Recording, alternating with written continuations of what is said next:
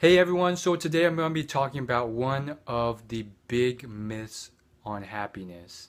And I've read a lot of books on happiness, and some of them have a lot of scientific basis. Others come from very successful people who are also very fulfilled and happy, and so on and so on.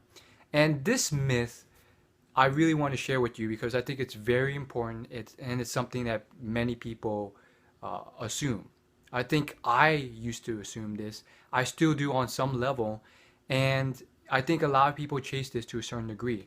So this myth is that I will be happy when a specific situation occurs in my life, or if I get a certain thing, or when I get to a certain place, or whatever else.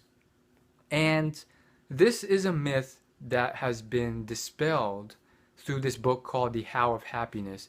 It's a great book and it's purely based on science. It's called The How of Happiness, a scientific approach to getting the life you want. And it's an incredible book because it's purely based on hundreds of scientific studies on happiness and what's been actually found. Now they actually have this pie chart in the book, and I just find this very fascinating. It's three different segments. 50% is set point, which is your genetic, natural set point for happiness. Some people, they don't luck out. I'm not one of those people, and I have a low set point. So I'm naturally kind of depressed, I guess. And then 40% is intentional activity. So this is stuff that you can do to pump up, or I hate using the word pump up, but get to a better level of happiness. And you'd be surprised. People assume that this is like glamorous stuff or fancy cars or whatever, but that's not what it is. And then the last part are circumstances, which I guess that's really where the fancy cars and life events occur. So 10%, that's a very small percentage, although it is a factor, but it's a very small percentage for the amounts that people associate to the I would be happy if, or I'd be happy when. So I just find that very, very fascinating. And, I think it definitely is a bit of a self-fulfilling prophecy.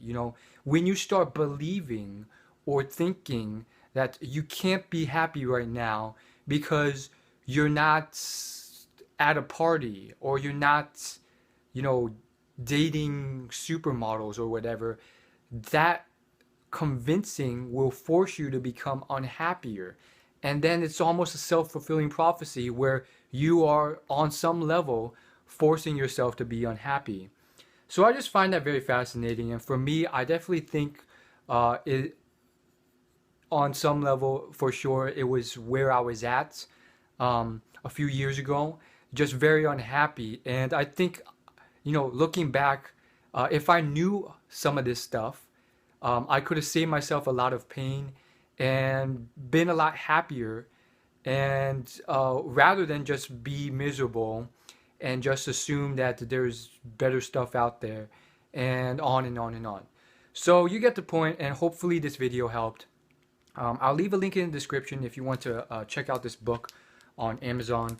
And I will see you guys later in my next video. As always, make sure you do something awesome, and hopefully this video provided you with at least a little bit of value.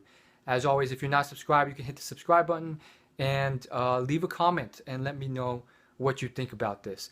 I would like to hear, on a scale of 1 to 10, what you think your natural set point for happiness is. Now, it's tough to gauge just based off yourself, but based off your life experiences, where do you put yourself? With 10 out of 10 being, you're always happy no matter what because of how you are genetically. To 1 out of 10, you're naturally depressed. That's all I gotta say. See you later. Peace.